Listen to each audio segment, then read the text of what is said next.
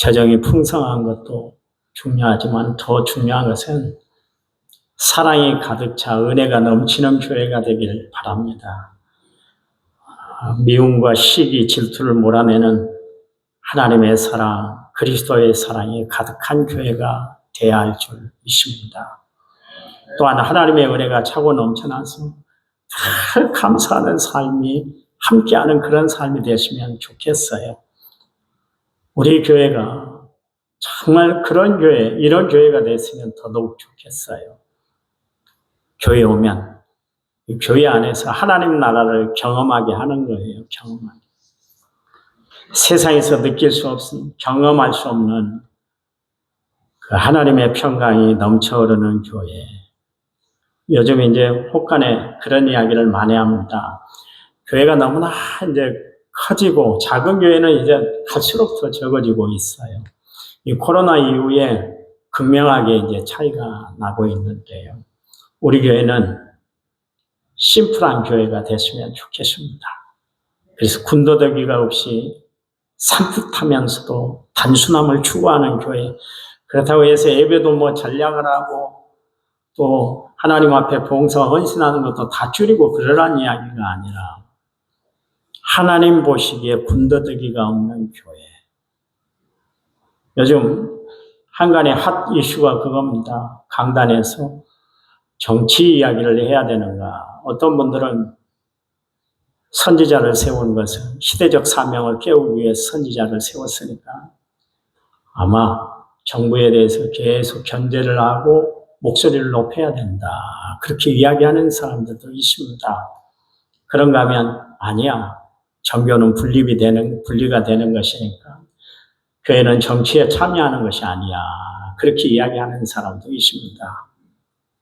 사실 예배 시간은 하나님이 이야기하는 시간입니다. 복음을 전하는 시간이지 정치 이야기하는 시간은 아닌 것 같아요.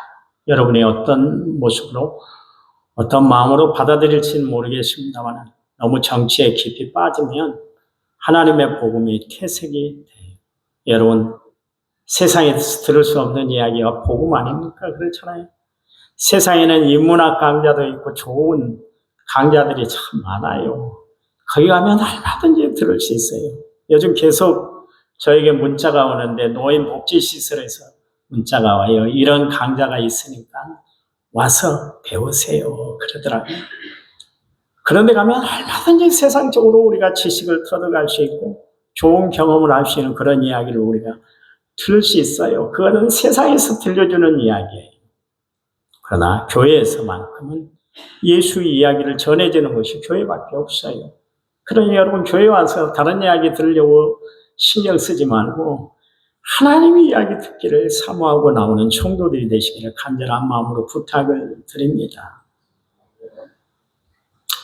저는 우리 교회가 성령의 역사가 뜨겁고 말씀의 능력이 충만하고 기도의 응답이 뜨거운 교회가 되기를 소원하고 있습니다. 여러분 그냥 교회만 다니지 마시고 내 삶을 통해서 하나님이 일하시고 있는 것을 내 삶을 통해서 보여주는 그런 교인들이 되었으면 좋겠습니다. 그래서 세상에 소음이 되고 빛이 되는 그런 삶을 살아가는 믿음의 사람들이 다 되시기를 이 아침에 여러분에게 간절한 마음으로 부탁을 드립니다. 좀 울리지 않나요? 다음에 조정을 한번 하겠습니다. 사람을 만나다 보면 영혼이 맑은 사람을 만나게 돼요. 세상 것에 때묻지 않은 맑은 영혼을 가진 사람을 만나면 어느덧 내 마음이 정말 깨끗해지는 것 같아요. 그 정결한 마음 주시옵소서 복음성가 가사가 있는데 정결한 마음 주시옵소서 오 주님 정직한 영을 새롭게 하소서 나를 주 앞에서 멀리하지 마시고 주의 성령을 거두지 마옵소서 그 구원의 기쁨 다시 회복시키시고 변치 않는 마음 내 안에 주소서 이런 가사 내용입니다. 우리는 사실 세상을 살아가면서 자주 정직을 잃어버리고 살아갈 때가 참 많은 것 같아요.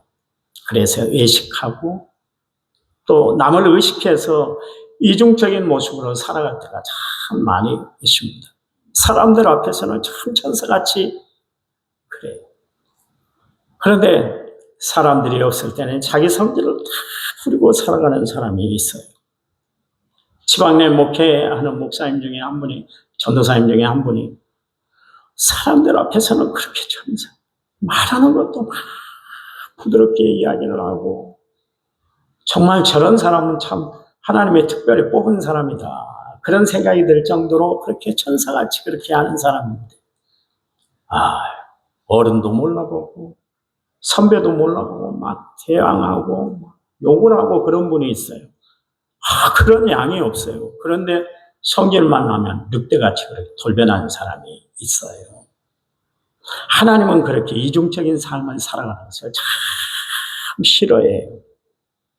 그래서 예수님이 바리새인들, 이중적인 생활을 하는 바리새인들을 향해서 해칠한 무덤아 그랬잖아요. 해칠한 무덤. 무덤인데 겉은 해를 칠해서 하얗고 깨끗해요. 그런데 속에는 썩은 송장 냄새가 나는 것이에요. 이중적인 삶을 살아가는 바리새인들을 향해서 주님이 그런 이야기를 하셨어요. 여러분, 마음과 뜻이 일치를 이루고 살아가는 삶, 하나님이 원하는 삶은 어떤 삶인가? 마음과 뜻이 일치를 이루고 살아가는 삶, 정직한 삶을 하나님은 원하세요. 복음성가 작시가가 성령이 우리 안에 정직한 마음, 정직한 영을 가지게 하신다 그랬잖아요. 그렇게 살아갈 때 우리의 삶은 기쁨이 넘쳐요. 여러분, 정직하게 살았는데 불구하고 우울합니까? 마음이 불편하던가요? 아니잖아요. 정직하게 살아가면 마음이 그렇게 기쁘고 즐거울 수가 없어요. 정직한 마음을 가지고 살아가는 사람들에게 하나님이 임하시는 축복이 있는데 그 사람은 변치 않는 마음을 가지고 살아가요. 그래, 우리가 정직을 잃어버린 순간 마음이 얼마나 불편해졌는지 모르겠어요. 다윗이 하나님 앞에서 자기 죄를 숨기고 살았잖아요. 그때 마음이 얼마나 불편했던지 시편 32편 3절에 4절 말씀에서 내가 죄를 고백하지 않고 온종일 신음할 때 내 뼈들이 다 녹아 내렸습니다. 밤낮으로 주의 손이 나를 짓누르시려오니 한여름 태양볕에 있던 것처럼 내 원기가 다 빠져버렸습니다. 셀라 그랬어요. 하나님이 다윗의 마음, 그 양심의 고통을 줌으로 말미암아 그가 죄를 다 토해내게 됐다, 그런 이야기입니다. 왜요? 다윗은 불편하게 살아가야 할 사람이 아니라 정직을 무기로 삼고 살아야 할 하나님의 사람이었기 때문에, 하나님이 세운 주의 사람이기 때문에 그가 거짓과 손잡고 살아서는 안 되기 때문에 하나님께서 그 마음에 그에게 정직한 마음을 회복시켜 주셨다, 그런 이야기입니다. 여러분, 정직은 내 마음의 평안과 안전을 가져다 주지만 거짓은 내 마음의 불편과 불안함을 가져다 주는 거예요. 그런데 이 정직한 마음은 내가 수양한다고 이루어지는 것이 아니에요. 정직한 영, 우리에게 정직한 영을 내려주신 성령이 역사하지 않고는 우리는 정직한 마음을 가지고 살아갈 수가 없어요. 부패한 인간의 성품으로는 도저히 정직과 가까이 할 수가 없다, 그런 이야기입니다. 제가 어떤 교회에서 설교를 하고 내려왔더니 성도 중 한 분이 저와 악수를 하면서 목사님, 오늘 내가 말씀의 은혜를 받았습니다마는 말씀대로 살아가면 딱 밥 빌어먹기 좋습니다, 그런 이야기를 해서 내가 충격을 받았다고 그랬잖아요. 세상은 하나님의 말씀대로 살기가 너무나 힘들다는 거예요. 세상은 하나님의 말씀대로 정직하게 살아서는 버텨내기가 힘든 곳이 바로 세상이라는 것을 나에게 가르쳐주는 한마디였던 것 같아요. 당신은 지금 교회 안에서 그렇게 편안하게 살고 있으니까, 활동하고 있으니까 그런 식으로 이야기를 하지, 세상의 매운맛을 보면 아마 그 이야기 하지 못할걸요. 그 이야기가 그 안에 내포되어 있는 것 같았어요. 정직하게 산다는 것은 허무맹랑한 교회에서나 이야기하는 것이고 강단에서나 들려지는 이야기지 세상에서는 그렇게 살 수가 없다. 그런 이야기예요. 세상은 진실이 통하지 않고 세상은 정직과 멀다는 그런 이야기 아니겠습니까? 겉모술수가 통하고 약사 빠르지 않으면 살아나기가 힘든 것이 세상이다. 그 말에 그게 다 포함이 된 거예요. 그러나 우리가 기억해야 될 게 있습니다. 하나님은 정직한 사람을 찾으세요. 세상 공부 많이 한 사람, 지식이 많은 사람, 말빨이 센 사람, 재력이 있고 명예 권세가 있는 사람을 알아주지만 하나님은 그렇지를 않아요. 하나님이 사람을 보는 기준이 있는데 그건 다른 거 아닙니다. 정직함에 있어요.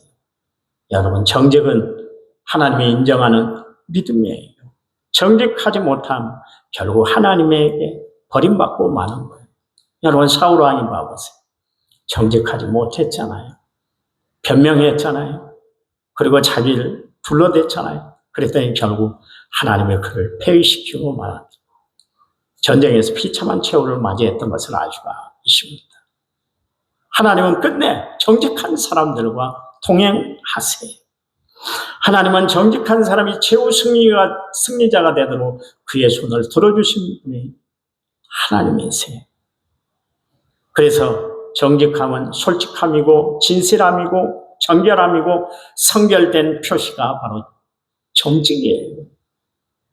그런 사람은 속임이나 기만이나 가림이나 가식이나 편백이나 거짓이 없이 살아가는 사람입니다. 제가 많은 사람들을 대하고 살아가는데 제 마음에 와닿는 사람이 있어요. 그 사람은 정직한 사람이에요.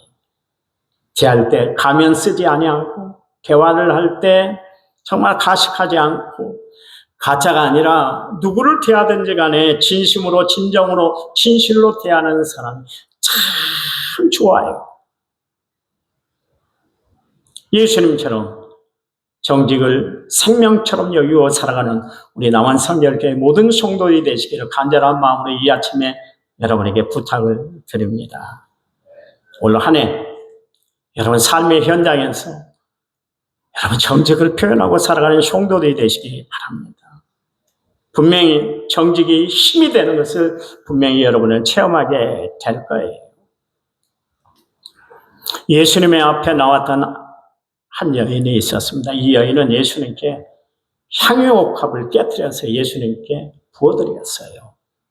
사실 이 여인은 결혼 자금으로 지금까지 그 향유옥합을 그렇게 준비를 해놨거든요. 그런데 그날 주님께 드리는데 아까워들 않았어요.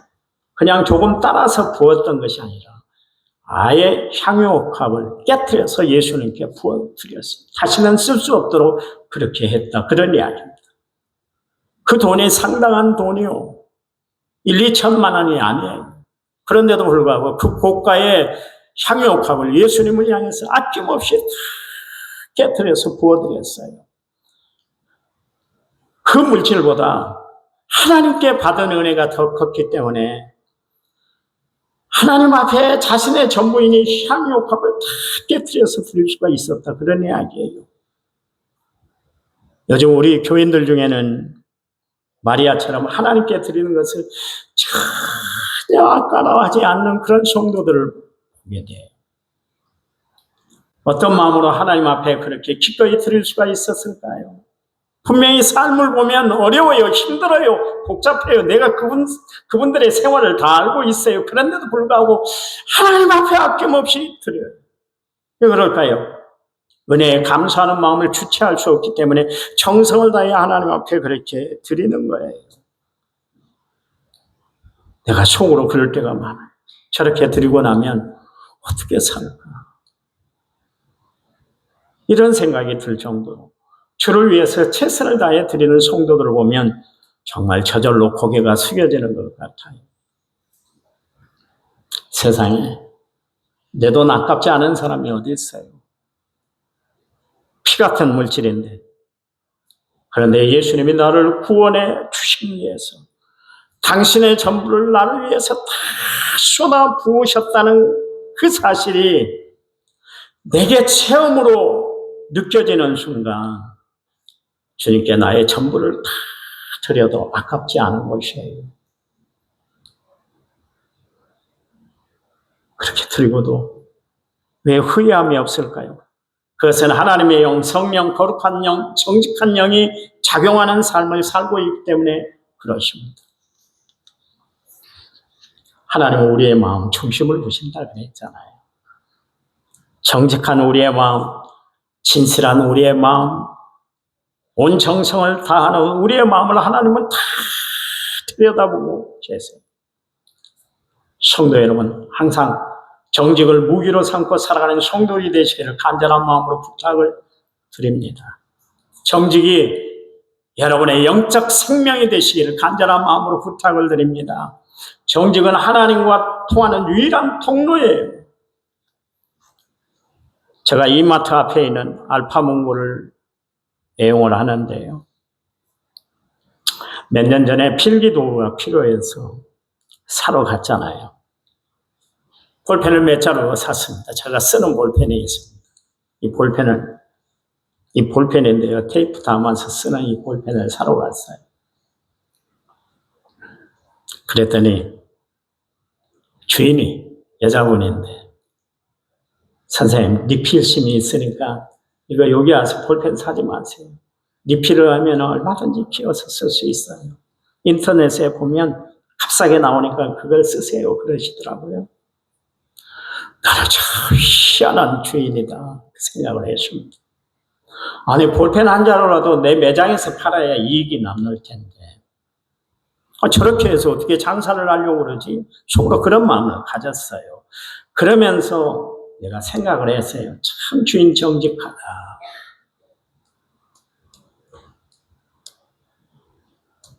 자기 거 하나로 더 팔아야 되잖아요. 그래야 이익이 남지 않습니까? 그런데 인터넷에서 사세요. 우리에게 사세요. 그 이야기도 아니고 인터넷에서 사면 훨씬 쌉니다. 저는 이미 알고 있었어요. 인터넷에서 이미 사고 있었는데 그 이야기를 하시더라고요. 제가 그 말에 감동을 받아서 단골이 됐잖아요. 남을 속이지 않고 정직하게 그렇게 장사를 하니까 사람이 믿음이 가더라고요. 여러분 하나님의 말씀대로 사는데 배 굶어요? 아니요. 정직을 생명으로 여기고 살아가면 오히려 하나님이 축복해 주는 줄 믿으시기 바랍니다. 세상에 장사를 하는데도 이처럼 정직이 그 장사를 이어가는 수단이 된다 할 것 같습니다. 여러분 예수 믿는 우리에게 참 필요한 것이 뭘까요? 정직이에요. 정직. 시편 51편 10절 말씀에서 하나님이여 내 속에 정한 마음을 창조하시고 내 안에 정직한 영으로 새롭게 해주세요. 다윗이 그렇게 이야기를 했어요. 여러분 예수 믿는 사람은 어떤 사람인가? 정직이 생명이 된 사람, 정직이 삶의 캐릭터가 되어 있는 사람. 예수 믿는 사람들은 믿을 수 있어야 될 거 아니겠어요? 예수 믿는 사람들은 믿음을 줘야 될 거 아니겠어요? 예수 믿는 사람들이 정직해야지 누가 정직하겠어요?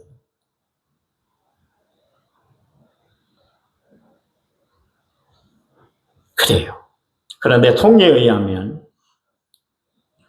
크리스찬 중에 형무소에 들어갔는데 사기죄를 지은 사람들이 크리스찬이 30%나 된대요. 30%. 사기치다가 형무소에 들어온 사람들이 30%나 예수 믿는 사람들이 그 중에 있대요. 여러분 예수님이 우리를 부를 때 너희는 세상의 빛이다 너희는 세상의 소금이다 이 이야기는 무슨 이야기에 우리로 하여금 세상에 선한 영향력을 좀 끼치고 살아 그 이야기 아니겠어요? 그런데 소금이 만약 그 맛을 잃으면 어떻게 돼요? 박해버려서 사람들 발에 밟히게 된다 그랬습니다. 존재 가치가 없어져 버린다 그런 이야기죠. 여러분 빛을 잃어버리면 그 도구는 아무 사용 가치가 없게 되는 거예요. 소금도 그렇고 빛도 그렇지만 제 기능을 다해야만 쓰임을 받고 활용 가치가 있는 거예요. 하나님이 우리를 부르신 것은 쓰시기 위해서 하나님이 우리를 부르셨는데 여러분 정말 하나님이 쓰시기에 합당한 그릇, 하나님이 쓰시기에 합당한 사람들이 되어야 할 줄 믿습니다. 자기에게 맡겨진 임무를 바로 깨달았던 5달란트 받은 종과 2달란트 받은 종은 주인에게 그 달란트를 건네받은 다음에 그것을 활용했어요. 그래서 회개할 시간이 됐을 때, 결산할 날이 됐을 때 그 자료를 다 활용함으로 말미암아 주인에게 칭찬 들었잖아요.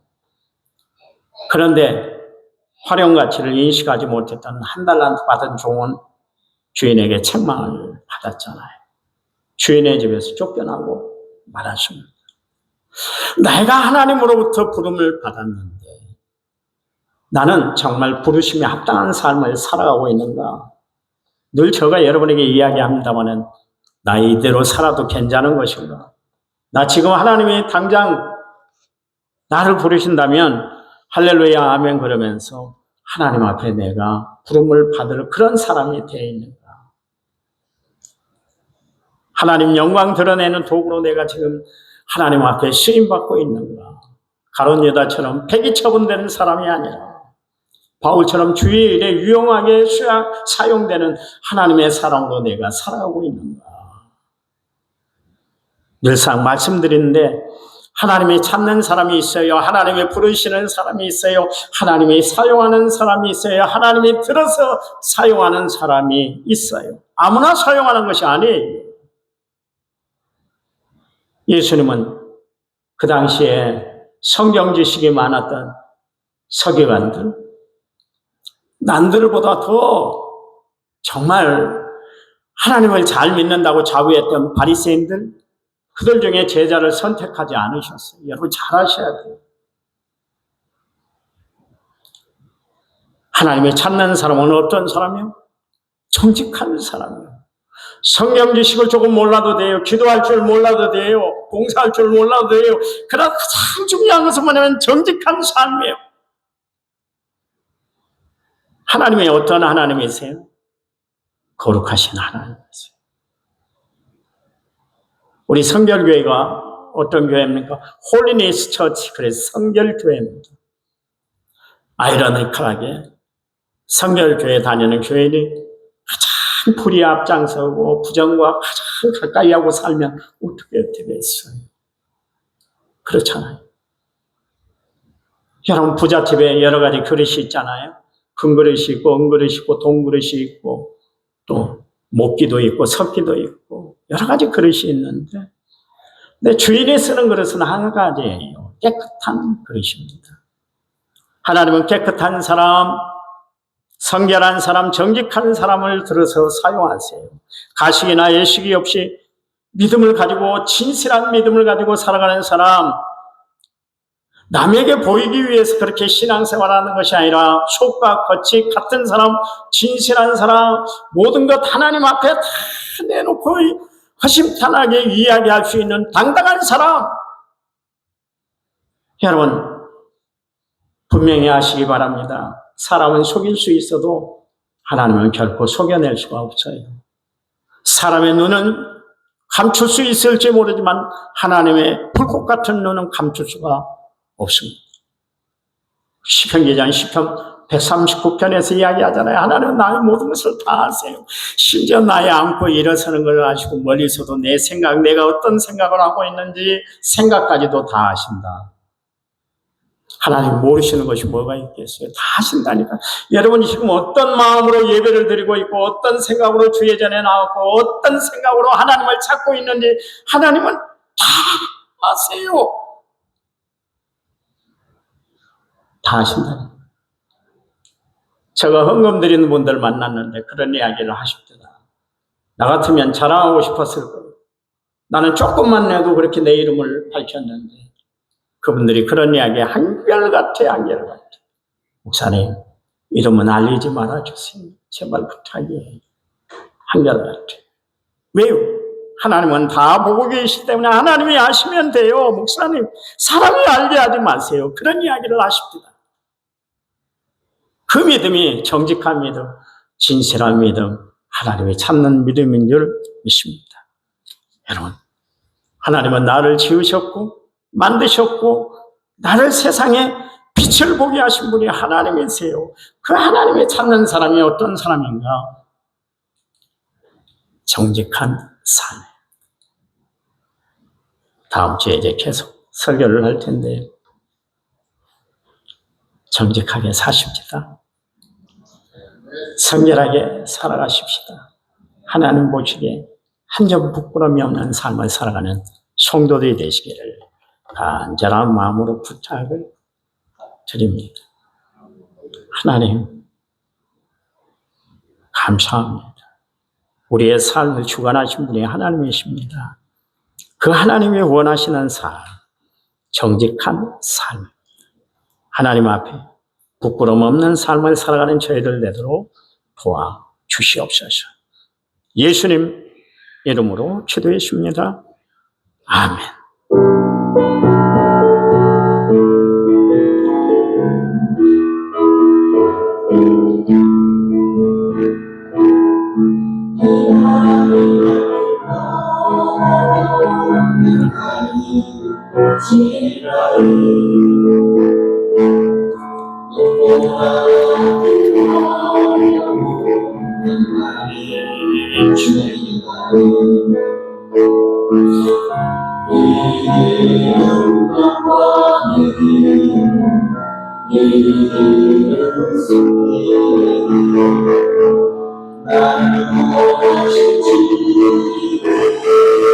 십자가 지고 가신 분 나는 버리라 주의 가리라 주님 날 자신과 나는 버리라 나는 버리라 주의 가리라 주님 날 자신과 나는 버리라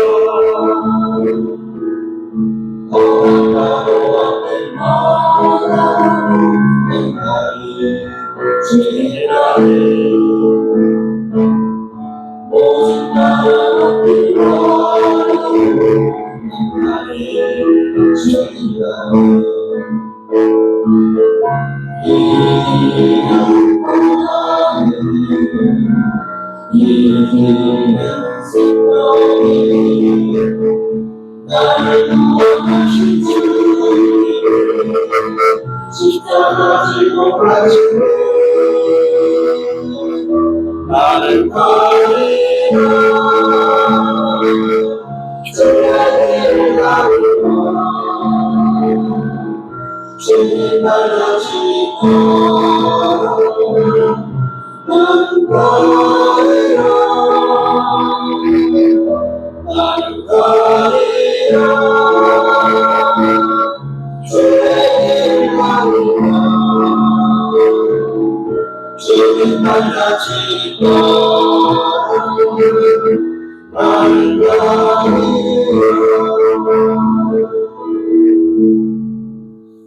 이제는 길이요 진리요 생명 되신 우리 주 예수 그리스도의 은혜와 하나님 아버지의 지극하신 사랑과 성령님 위로교통 은혜의 충만한 역사가 오늘 말씀을 받은 모든 성도들 위해 이제부터 영원토록 함께 하시기를 간절히 축원하옵나이다.